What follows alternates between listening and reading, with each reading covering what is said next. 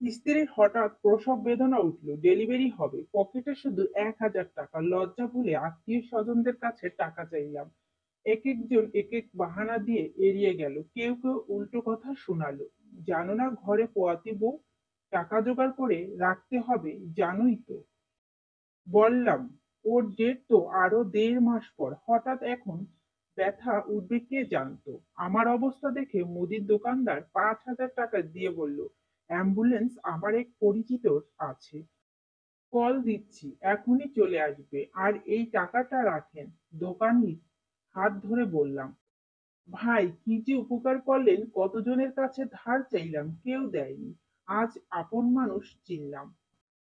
ভাই, এখন এসব ভাবিয়েন না, আমার নাম্বার তো আছে, আরো লাগলে কল দিয়েন, পাঠিয়ে দিব।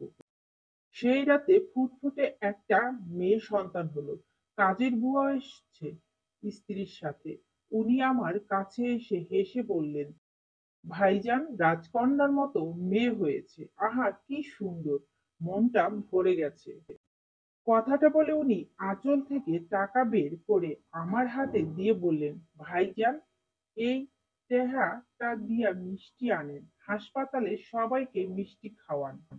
দেখলাম ১,০০০ টাকার নোট। বললাম, এত টাকা? তুমি টাকাটা রাখো, আমার কাছে টাকা আছে। ভাইজান এইটা খুশি হইয়া দিছি। মাইয়াডারে খুব মনে ধরছে, ফুটফুটে বাচ্চা, এত সুন্দর বাচ্চা কখনো দেখি নাই। বুয়ার টাকা মিষ্টি হসপিটালে সবাইকে খাওয়ালাম। পরের দিন বাড়িতে আসলাম ফ্লাক্স, কাঁথা এবং প্রয়োজনীয় জিনিস নেওয়ার জন্য। নিয়ে হসপিটালে যাওয়ার রাস্তা দেখলাম ছোট কাকুর হাতে বিরাট এক রুই মাছ। বাজার থেকে বাড়ি ফিরছেন, অথচ গত রাতে কাকুর কাছে টাকা চাইলে বলেছিলেন, বাবা এখন তো টাকা নাই, হাত একদম খালি, তুমি ব্যবস্থা করো, আমি কাল সকালে তোমায় টাকা পাঠাবো। খুব কান্না পেয়ে গেল।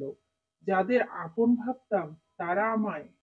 মেয়েকে হসপিটালে দেখতে পর্যন্ত গেল না, অথচ এলাকার মুদি দোকানি টাকা দিল। কাজের বুয়া নিজের টাকা দিয়ে সবাইকে মিষ্টি খাওয়ালো। আফসোস, দুঃসময়ে পাশে থাকা এই লোকগুলোকেই কখনো আপন ভাবিনি। ভুল ভাঙলো গল্প, আপন বলে কাঁদিয়া বেড়ায় যে মোরে করিল পর। লেখক জয়ন্ত কুমার জয়।